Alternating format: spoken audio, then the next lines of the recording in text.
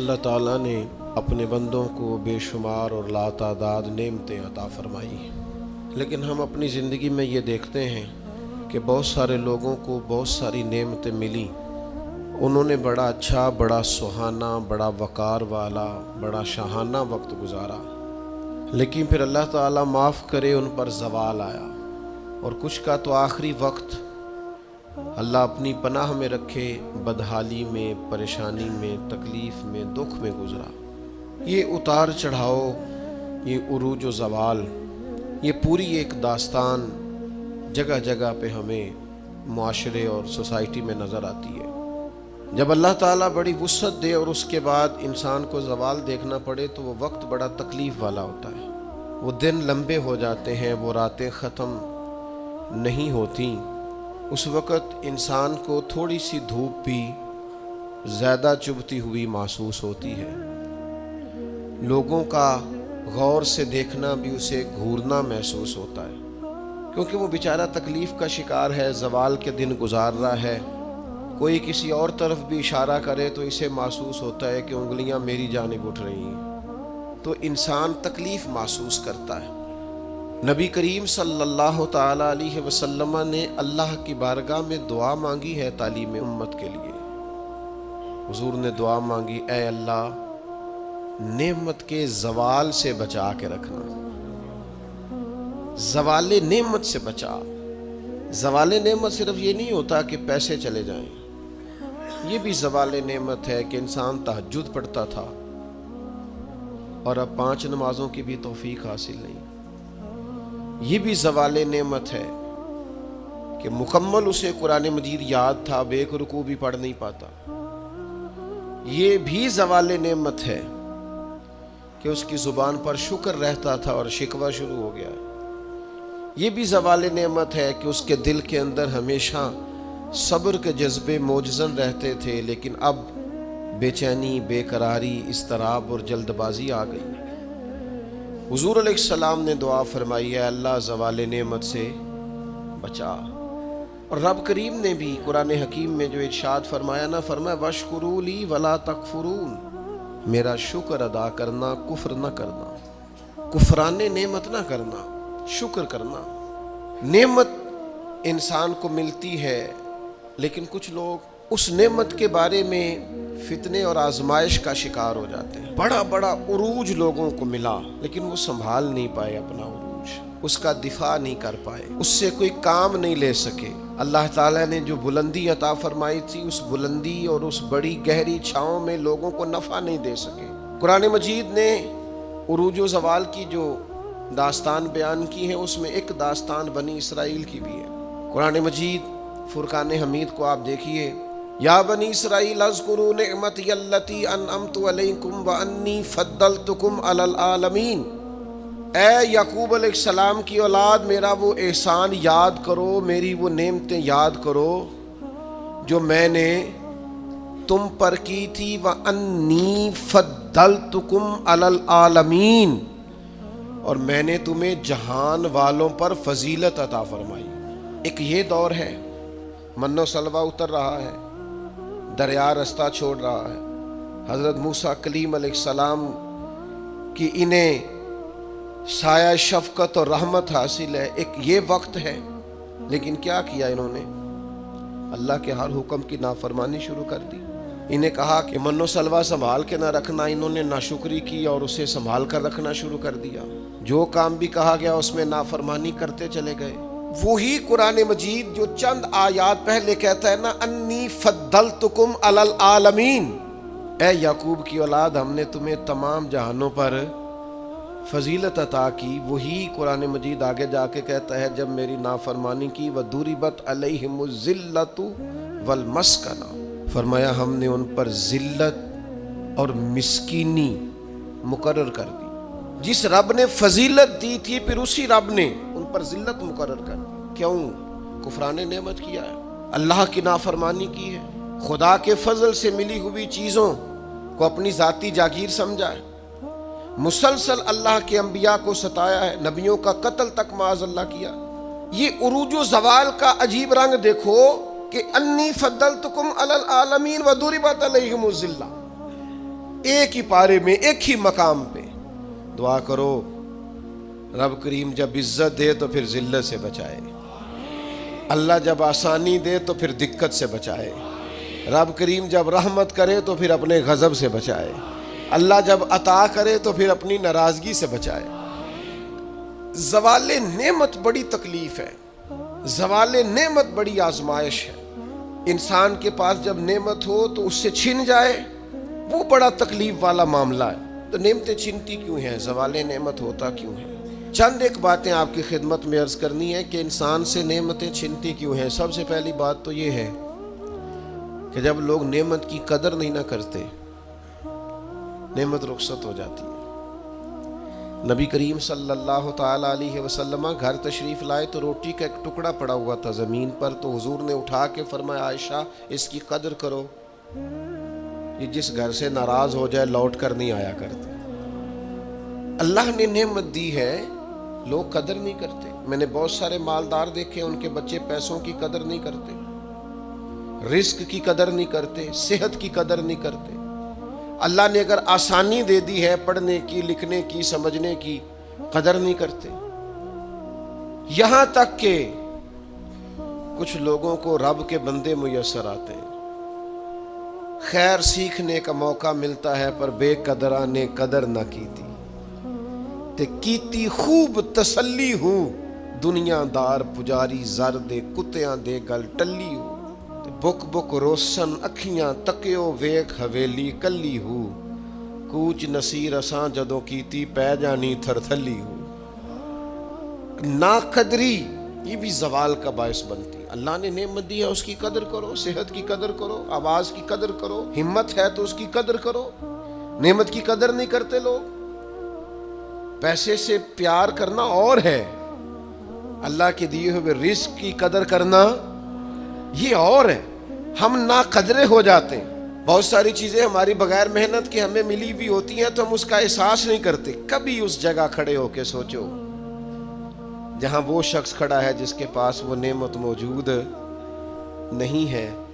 میں گاڑی میں سفر کر رہا تھا، بچہ میرے ساتھ گاڑی چلا رہا تھا، تو دو چار دیہاتی لوگ گاڑی کے آگے وہ سڑک پہ کھڑے تھے، تو اب سمجھ نہیں آ رہی تھی کہ یہ آگے کی طرف جانا چاہ رہے ہیں کہ پیچھے کی طرف آنا چاہ رہے ہیں۔ تو اس بچے نے سخت لفظ کہے کہ یار حد ہو گئی ہے، لوگوں کو سڑک کراس کرنے کی بھی عقل نہیں۔ میں نے کہا پتر یہ مقام شکر تھا، میں نے بسوں پہ سفر کیا ہے، مجھے اس کی تکلیف کا پتہ ہے۔ آپ کے نیچے گاڑی ہے اور آپ کو صرف 2 منٹ رکنا ہے کہ یہ گزر جائیں اور آپ اسی پر ہی پریشان ہیں۔ آپ ان کو گزر جانے دیں، آپ بریک لگا لیں، یہ آگے جائیں یا پیچھے جائیں، ٹائم دیں، قدر کریں۔ اگر اللہ نے نعمت دی ہے اسے ذاتی حق نہ سمجھیں۔ ایک تو ناقدری زوال نعمت کا باعث بنتی ہے، پھر ناشکری، جب لوگ شکر نہیں نہ کرتے پھر نعمتیں چلی جاتی ہیں۔ لَإِن شَكَرْتُمْ لَأَزِيدَنَّكُمْ، اگر تم شکر کرو گے تو میں نعمتوں میں اضافہ کر دوں گا۔ اور رب فرماتا ہے والا ان کفرتم ان عذابی لشدید، اگر تم نے کفران نعمت کیا تو میرا عذاب بھی بڑا سخت ہے۔ تو اس عذاب کا ایک معنی یہ بھی علماء نے کیا ہے کہ وہ نعمت تم سے چلی جائے گی اگر شکر نہیں کرو۔ کفران نعمت کرو گے، ناشکری کرو گے، وہ نعمت رخصت ہو جائے گی۔ بہت سارے لوگ ہیں قدر ہی نہیں کرتے۔ جہاں بھی آپ ہیں، جس مقام پر بھی ہیں، جہاں بھی ہیں، آپ کا سینہ ہر وقت چوڑا ہونا چاہیے۔ میں اپنے دوستوں کو سمجھانے کے لیے کہا کرتا ہوں کہ میں ناز سے کہتا ہوں جس طرح کے استاد مجھے ملے ہیں دنیا میں کسی کو نہیں ملے، اور جس طرح کے ماں باپ مجھے ملے ہیں میرا خیال ہے شاید کسی کو نہ ملے ہوں، اور پھر اس کے بعد جس طرح کے دوست، شاگرد، مرید، پیار کرنے والے، کہ دیکھو نا دوستوں کو جگہ نہیں ملی، کھڑے ہیں یہاں پہ۔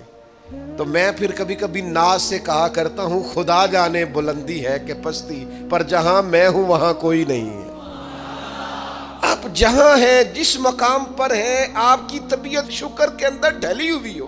ایک ہمارے ہاں بچہ پڑھا کرتا تھا تو اچھے کھاتے پیتے گھر کا تھا، تو ہر وقت کی لڑائی، فلانی چیز نہیں ملی، فلانی چیز نہیں ملی، ہر وقت کا رٹا۔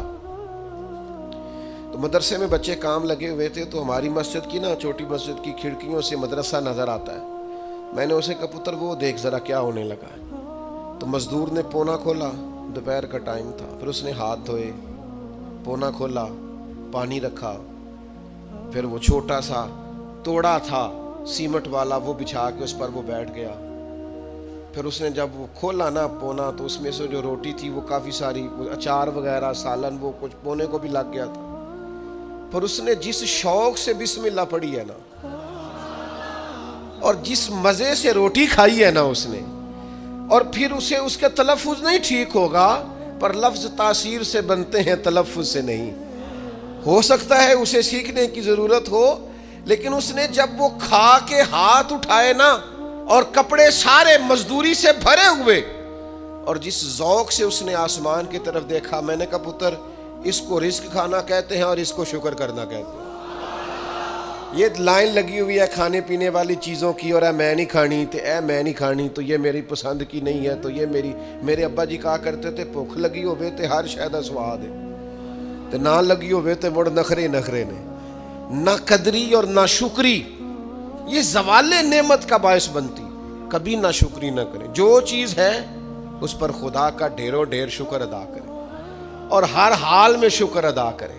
कहें मालिक ने जो मुझे दिया है करम ही हो गया है, जो अल्लाह ने मुझे अता की है उस पर उसकी रहमत हो गई, फजल हो गया। हुजूर अलैहिस्सलाम ने फरमाया 70,000 लोग होंगे जिन्हें रब हिसाब के बगैर जन्नत अता कर दे। फरिश्ते भी हैरान होके पूछेंगे, ओ तुम कौन हो, कोई हिसाब किताब भी नहीं हुआ? वो कहेंगे हम वो हैं जो हर हाल में अपने रब का शुक्र अदा करते हैं। वजूद ढले, मैं अपने दोस्तों से कभी कभी कहता हूँ मेरा ना वजूद ढलता है। कभी आपने मोमबत्ती देखी है, उसका वजूद ढलता है। तो एक दरवेश ने कहा है वो इसलिए ढलता है कि वो समझती है मेरे ऊपर रोशनी है, उस रोशनी की वजह से वो ढलती जाती है, ढलती जो नेमत बड़ी है, मेरे ऊपर नूर है, लिहाजा वो शुक्र में सारी ढल जाती है, मिलिया मेट हो जाती है। तो मैं भी कभी कभी दोस्तों से कहता हूँ यार मेरा वजूद ढलता है खुदा के शुक्र में। कभी कभी दिल करता फटाफट सजदे में चला जाऊं, एक मिनट ना लगा। ये इदारा मुकम्मल हुआ है ना, ये हमने शुरू किया तो मुझे एक साहब कहने लगे 40-40 साल लंघ जाने ने मौलवी मसीता नहीं मुकम्मल कर दे, और मेरे दिमाग में बात अड़ गई। फिर ये मुकम्मल हो गया, और अल्लाह के फजल से इस तरह मुकम्मल हुआ है कि उलमा देखने के लिए आते हैं और देख करके लौट के जाते हैं तो कहते हैं कमाल ही हो गई। तो मैं कहता हूँ खुदा जाने बुलंदी है कि पस्ती, पर जहाँ मैं हूँ वहाँ शुक्र करें, जिंदगी में शुक्र का मिजाज पैदा करें, शुक्र की, और हर हाल में करें। 2 बजे रात को एक शख्स सैयद अबुल बरकात शाह साहब से मसला पूछने आ गया, तो उनके बेटे सैयद महमूद अहमद रजवी साहब रहमतुल्लाह तआला अलैह नाराज हो गए। कहने लगे कोई टाइम है मसला पूछने का, सवेरे नहीं पूछ सकते थे? तो सैयद साहब थे ना, कहने लगे महमूद शुक्र नहीं अदा करते, कोई अल्लाह के रसूल के दीन की बात पूछने आया।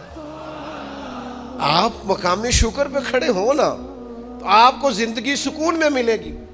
तीसरी बात जिससे नेमतें चली जाती हैं वो तकब्बुर है। तकब्बुर सिर्फ एक जात को ज़ेबा है, मुतकब्बिर सिर्फ एक है, वो अल्लाह है। अल्लाह की शान है कि वो मुतकब्बिर है। पढ़ा है ना सूरह हशर में, उसका एक सिफाती नाम ये है कि वो, क्यों? इसलिए कि उससे बड़ा ही कोई नहीं, सारे छोटे हैं, तो वो अकबर है।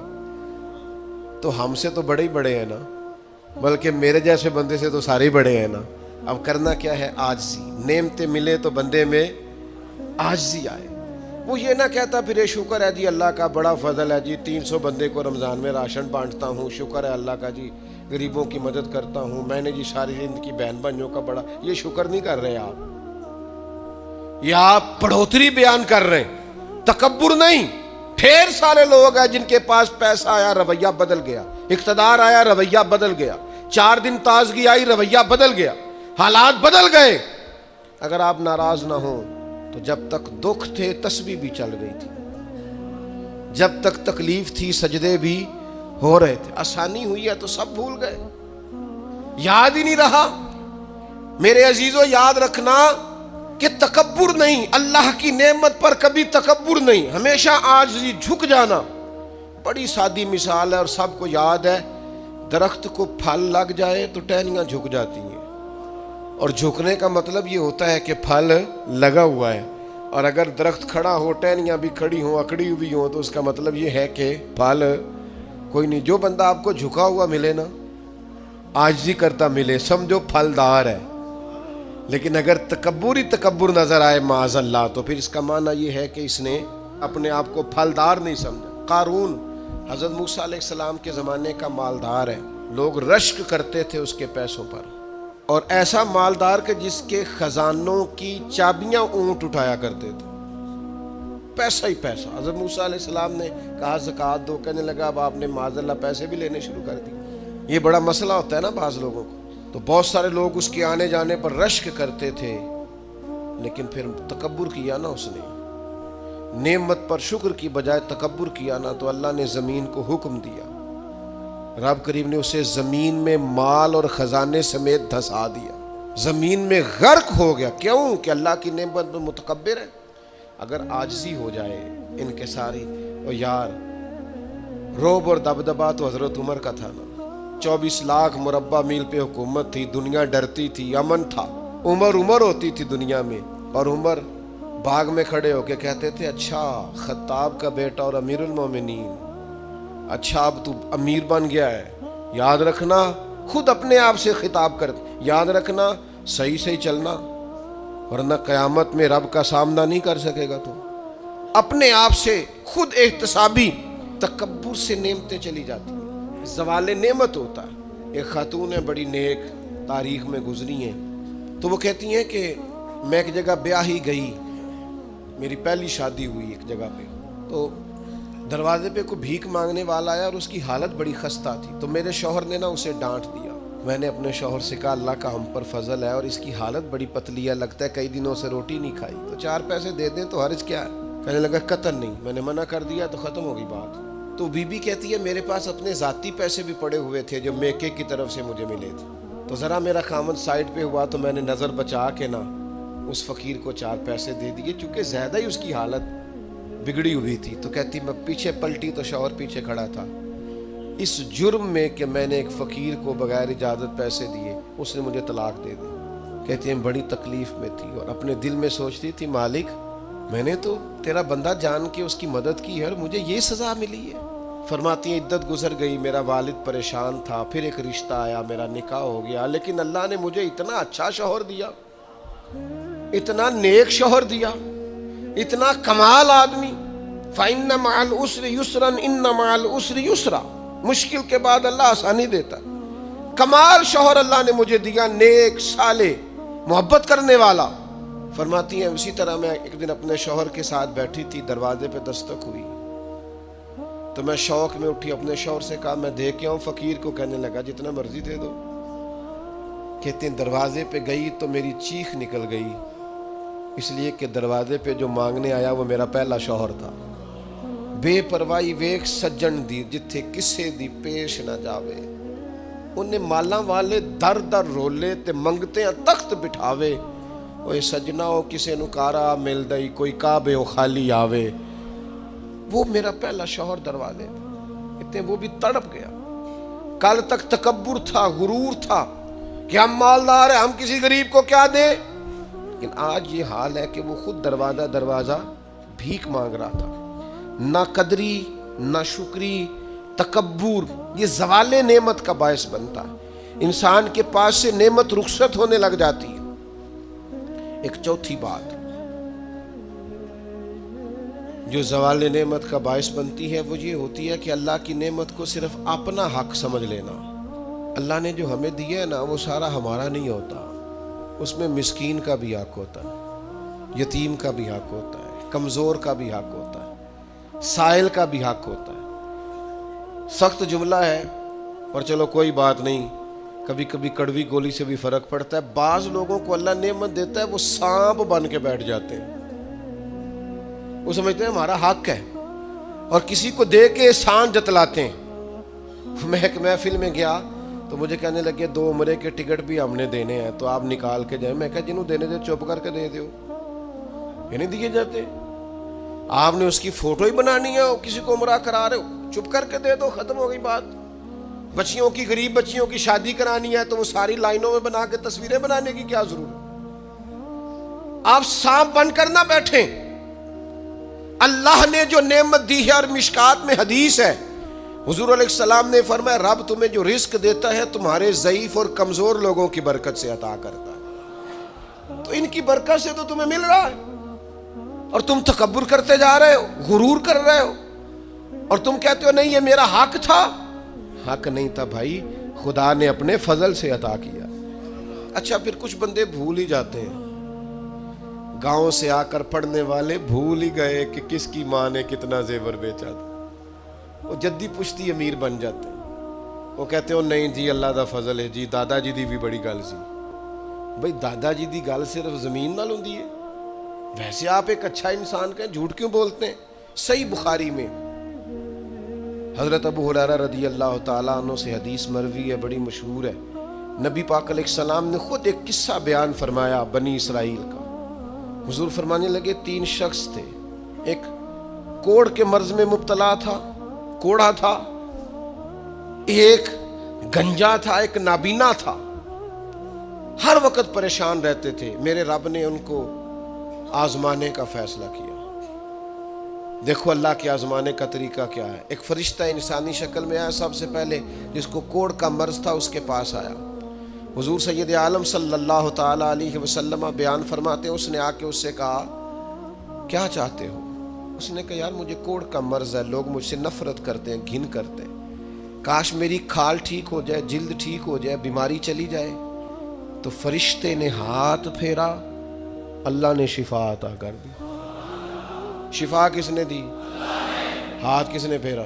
تو کوئی حرج نہیں، اگر کسی وقت کوئی بزرگ دم کر دے، ہاتھ پھیر دے، تو شفا اللہ ہی دیتا ہے۔ بخاری میں موجود ہے جو روایت عرض کر رہا ہوں۔ فرشتے نے ہاتھ پھیرا، اللہ نے۔ اب فرشتہ اس سے پوچھتا ہے پسند کیا ہے، مال کون سا پسند ہے؟ کہنے لگا اونٹ بڑے پسند ہے۔ تو فرشتے نے ایک حاملہ اونٹنی اسے دی اور برکت کی دعا بھی دی۔ اب فرشتہ آیا گنجے کے پاس، جناب کیا چاہتے ہیں؟ اس نے کہا میں گنجا ہوں، سر پہ بال نہیں ہے، اس کی وجہ سے چہرے پہ کوئی حسن بھی نہیں ہے، لوگ گھن کرتے ہیں، کبھی میرے بال آ جائے نا۔ فرشتے نے ہاتھ پھیرا، بال اللہ نے عطا کیے، اس کو شفا ہو گئی۔ اب فرشتے نے اس سے کہا کہ مال کون سا پسند ہے؟ کہنے لگا گائے بڑی پسند ہے۔ فرشتے نے تو اس کو نے ایک حاملہ گائے دی اور برکت کی دعا بھی دی۔ اب فرشتہ اندھے کے پاس آیا، کیا چاہتے ہو؟ اس نے کہا رب نے بڑی سونی کائنات بنائی ہے پر میں دیکھ نہیں سکتا، کبھی آنکھیں مل جائیں نا تو ساری رونقیں ہی بحال ہو جائیں۔ فرشتے نے ہاتھ پھیرا، شفا۔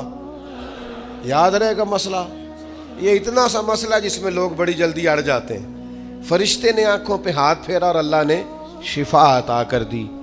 فرشتے نے کہا پسند کیا ہے؟ کہا بکریاں بڑی پسند ہے۔ ایک حاملہ بکری بھی دے دی اور دعا بھی کر دی۔ اب وہ جس کو اونٹنی دی تھی حاملہ، اس کی حضور فرماتے ہیں پوری وادی اونٹوں کی بھر گئی، اور جس کو گائے دی تھی اس کی پوری وادی گائیوں سے بھر گئی، اور جس کو بکری دی تھی پوری وادی ریوڑوں کے ریوڑ بکریوں کے تیار ہو گئے۔